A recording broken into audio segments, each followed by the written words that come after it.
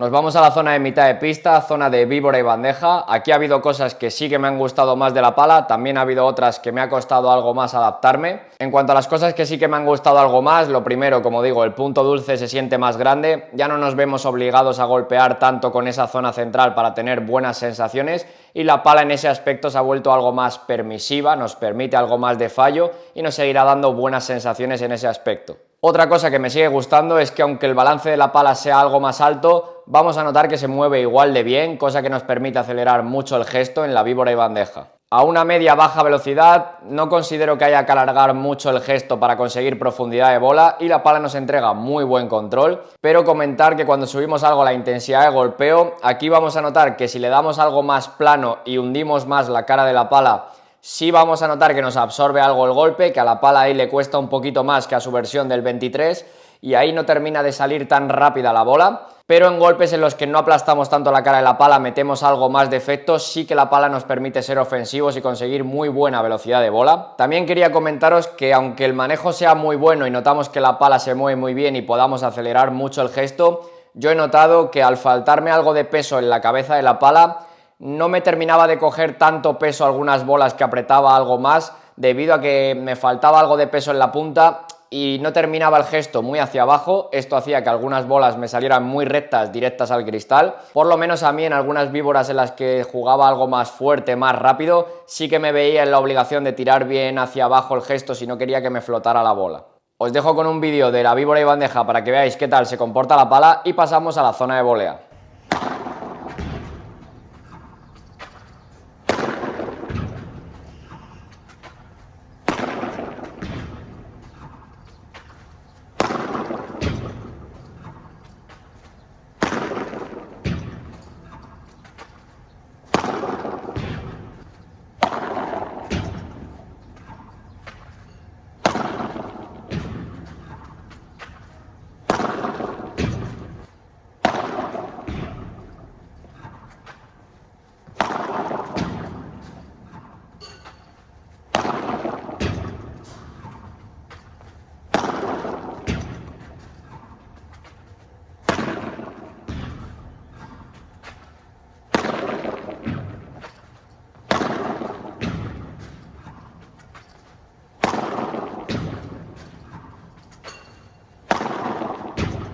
Pasamos a la zona de volea, quizás uno de los sitios donde más me ha gustado la pala en combinación al fondo pista, debido a que tenemos una pala muy manejable, se mueve muy bien, nos hace estar rápidos en la red, llegamos muy cómodos a esos choques de voleas, esos cambios de dirección rápidos, entonces es una pala que nos va a transmitir muy buenas sensaciones en la volea de primeras. Con este tacto seco tengo que deciros que el control me parece mucho mejor que en su versión anterior, dirigimos muy bien la bola donde queremos, tanto a baja velocidad como en alta velocidad. Aquí tengo que decir que es quizás el punto donde más me ha gustado esta versión con respecto a la que teníamos antes. También un aspecto importante, como digo, el punto dulce ha crecido algo con respecto a la versión anterior, cosa que hace que sea más raro que tengamos malas sensaciones en cuanto a golpearle fuera del punto dulce. Donde sí que considero que quizás la pala es un poquito peor que la versión del 23 es en esas bolas donde queremos jugar algo más fuerte, más plano, en algún chancletazo, en alguna bola rápida ofensiva. Ahí sí que noto que absorbe un poquito más el golpe y no sale tan rápida como en la versión anterior,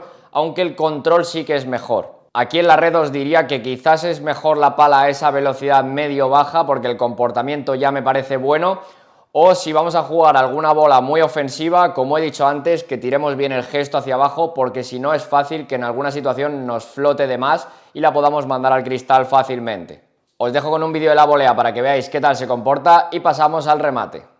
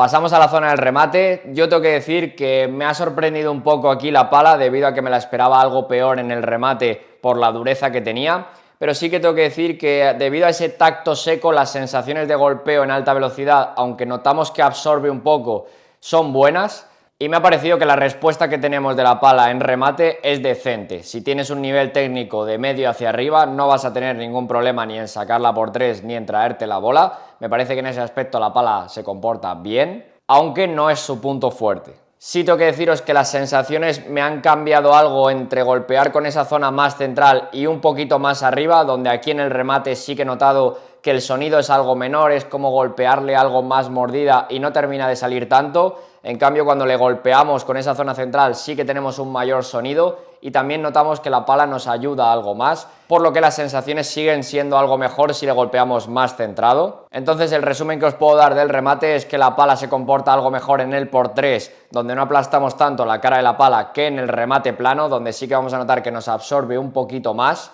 Pero me parece que las sensaciones son un poco mejor de lo esperado para la dureza que tiene la pala y que, como digo, considero que si tu nivel técnico ya es de medio hacia arriba no creo que tengas ningún problema. Además, con este manejo nos permite acelerar muy bien el gesto, aunque quizás en alguna ocasión echamos en falta tener algo más de peso en la punta. Os dejo con un vídeo para que veáis qué tal se comporta la pala en el remate y pasamos a mi conclusión final.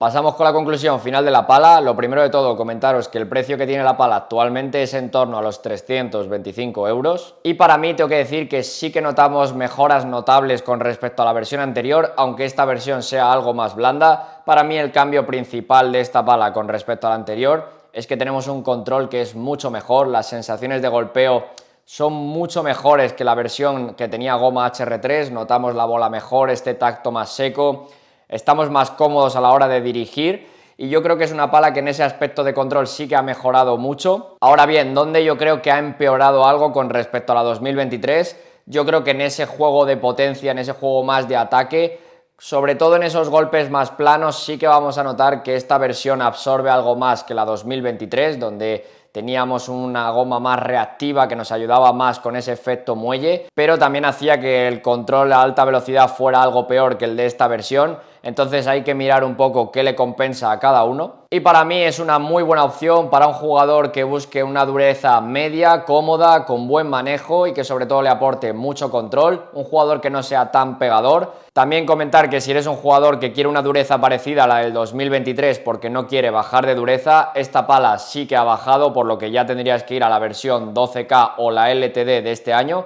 que se situaría entre medias de la 18K y la 12K. Y ahora, en cuanto a las zonas de pista donde más me ha gustado la pala, la primera que tengo que poner aquí, tengo que deciros que es la zona de volea. Me parece que la pala se mueve muy bien, con este punto dulce algo más grande tenemos muy buenas sensaciones de primeras. A media-baja velocidad me parece que la pala se comporta mejor, porque en alta velocidad sí que nos va a exigir tirar bien del gesto hacia abajo para que no nos flote la bola, pero por lo demás, una pala que en volea seguramente os transmita muy buenas sensaciones de primeras. La segunda zona que voy a poner aquí va a ser la zona de defensa. Me parece que la pala ha mejorado mucho en este aspecto, sobre todo en el tema de control, y hace que en defensa nos sintamos muy cómodos, tanto a una velocidad más alta como a una velocidad más baja, por lo que la segunda zona que voy a poner aquí es la zona de defensa. La tercera zona que voy a poner aquí es la zona de víbora y bandeja. Me parece que cuando no aplastamos tanto la cara de la pala responde muy bien, incluso nos va a permitir ser ofensivos, pero quizás los dos aspectos que vea un poco peor es cuando jugamos alguna bola más fuerte, plana, donde sí que vamos a notar que nos absorbe un poco la bola, y también, como comento, el tirar bien el gesto hacia abajo si no queremos que flote, ya que al final es una pala que vamos a mover muy fácilmente y esto hace que si no tiramos bien el gesto la bola salga muy recta.